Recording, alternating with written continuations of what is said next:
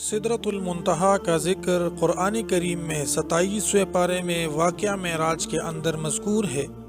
سدرہ لفظ عربی زبان میں بھیری کے درخت کو کہتے ہیں، لیکن علماء کرام کے اقوال کے مطابق سدرۃ المنتہا کے درخت کو دنیا کی درختوں پر، دنیا کی بیریوں پر قیاس نہیں کیا جا سکتا۔ اللہ ہی جانتا ہے کہ وہ کس طرح کی بیری ہوگی، اور منتہا کے معنی انتہا یعنی آخری حد کے ہیں، یعنی وہ مقام جہاں سے آگے مخلوق کو جانے کی اجازت نہیں۔ سدرۃ المنتہا وہ مقام ہے جہاں پر ہر عالم کا علم ختم ہو جاتا ہے، اور اس کے آگے جو کچھ بھی ہے وہ اللہ کے علاوہ کوئی نہیں جانتا۔ رسول پاک صلی اللہ علیہ وآلہ وسلم کے علاوہ کوئی بھی شخص اس مقام کے آگے نہیں گیا۔ روایات میں مذکور ہے کہ سدرۃ المنتہا کی درخت کی جڑ چھٹے آسمان میں اور پھیلاؤ 7ویں آسمان میں ہے۔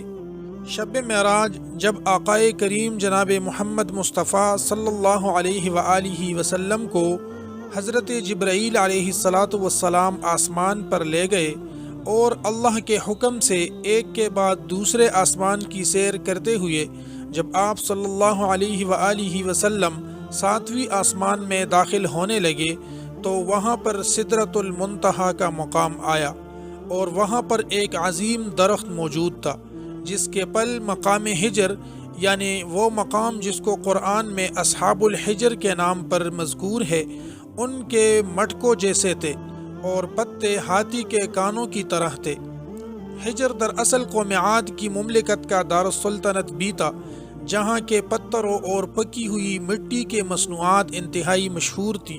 17ویں صدی میں روم، لبنان اور شام کے علاقوں میں سدرہ نامی ایک درخت لگایا جاتا تھا۔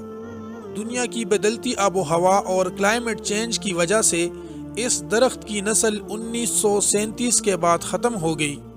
ماہرین نباتیات اور مورخین نے اس درخت کی اونچائی 150 فٹ اور گولائی 40 فٹ لکھی ہے۔ اس درخت میں ہونے والے پل بالکل حجر کے مٹکوں کے مشابہ تھی۔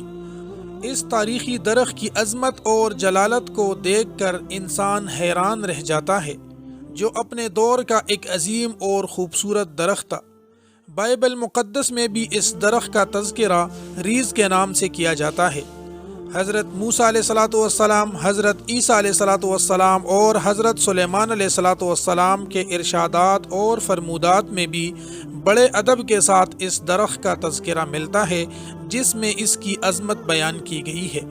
زبور میں اس درخت کو The Tree of God یعنی خداوند خدا کا درخت کہا گیا ہے۔ حضرت داؤد علیہ السلام اور حضرت سلیمان علیہ السلام نے اپنی عبادت گاہیں اور محلات اس درخت کی لکڑی سے بنائے تھے۔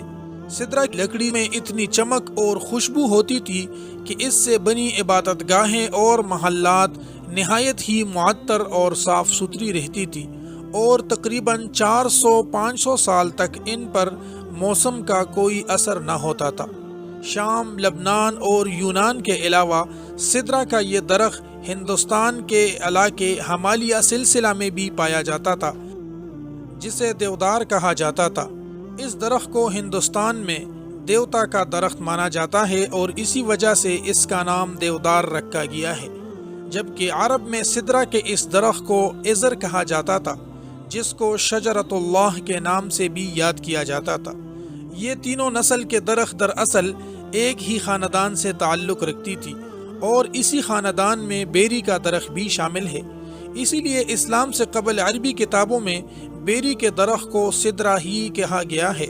مختصر یہ کہ سدرہ کے قدیم دور کا ایک اہم اور نایاب درخت تھا، اس لیے قرآن و حدیث میں سدرۃ المنتہا کو دنیا کی اس بیری کے درخت سے تشبیہ دی گئی ہے۔ لیکن سدرۃ المنتہا جس کی جڑیں چھٹی آسمان میں اور پھیلاؤ 7ویں آسمان پر موجود ہے، ان دنیاوی بیریوں کے درخت جیسا بالکل نہیں ہے۔ عبداللہ ابن مسعود رضی اللہ تعالی عنہ کی روایت کے مطابق سدرۃ المنتہا چھٹی آسمان پر ہے۔ زمین سے اوپر جانے والی چیز سدرہ پر آ کر رک جاتی ہے، پھر انہیں فرشتہ کے ذریعے وصول کیا جاتا ہے، اور اس طرح اوپر سے نیچے آنے والی چیز اس تک آ کر رک جاتی ہے، پھر انہیں نیچے سے موصول کیا جاتا ہے۔ مفسرین نے وضاحت کی ہے کہ سدرۃ المنتہا کے قریب ہی جنت المأوا ہے، جو جنت کا بہترین اور اعلیٰ ترین مقام ہے، اور یہاں قیامت سے پہلے شہیدوں کی ارواح کو ٹھہرایا جاتا ہے۔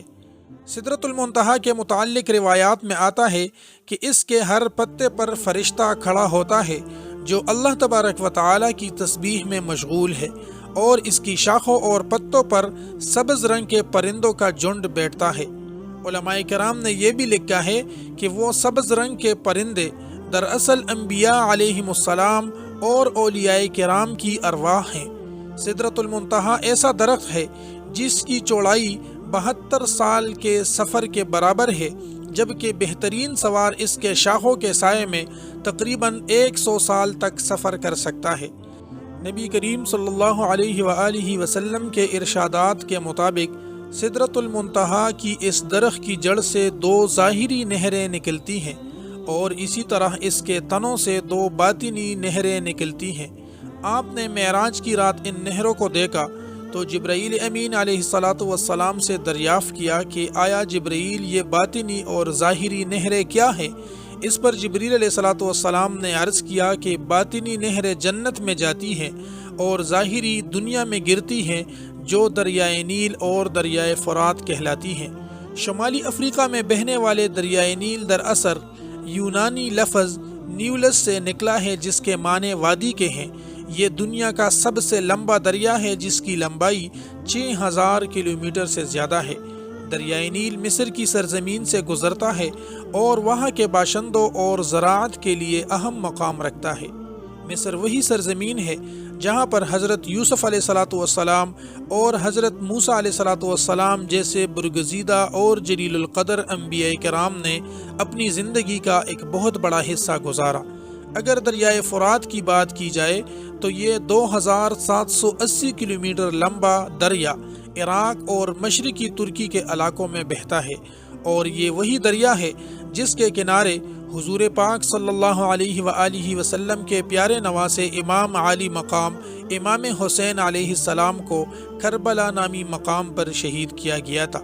حدیث کے مطابق آپ صلی اللہ علیہ وآلہ وسلم نے قیامت کے قریب اسی دریائے فرات سے سونے کا خزانہ یا پہاڑ کے نکلنے کی پیشن گوئیاں کی ہے، اور یہ بات ظاہر ہے کہ سدرۃ المنتہا اس زمین سے اربوں کھربوں نوری سال کے فاصلے پر کہیں کسی مقام پر موجود ہے۔ لیکن سوال یہ پیدا ہوتا ہے کہ سدرۃ المنتہا سے نکلنے والی 2 نہریں، 2 ظاہری نہریں نیل اور فرات کی شکل میں ہماری اس زمین تک کیسے پہنچ رہی ہیں؟ ہماری زمین پر پانی کہاں سے آیا؟ یہ سوال ہمیشہ سائنسدانوں کے لیے ایک اہم معاملہ رہا ہے۔ کچھ سائنسدانوں کا خیال ہے کہ زمین پر پانی اس وقت سے موجود ہے جب سے یہ زمین وجود رکھتی ہے، جبکہ حال ہی میں ہونے والی ایک سائنسی تحقیق میں یہ بھی بتایا گیا ہے کہ شاید زمین پر پانی آج سے اربوں سال پہلے خلا سے آنے والے کسی شہاب ثاقب کی میٹرائٹ کے ذریعے یہاں لایا گیا تھا، اور 3 ارب سال سے پانی زمین پر موجود ہے۔ اب سوال یہ ہے کہ وہ شہاب ثاقب جو اربوں سال پہلے اس زمین پر گرے تھے اور پانی کو یہاں لانے کا ذریعہ بنے، کیا وہ اس جگہ سے آئے تھے جہاں سدرۃ المنتہا موجود ہے؟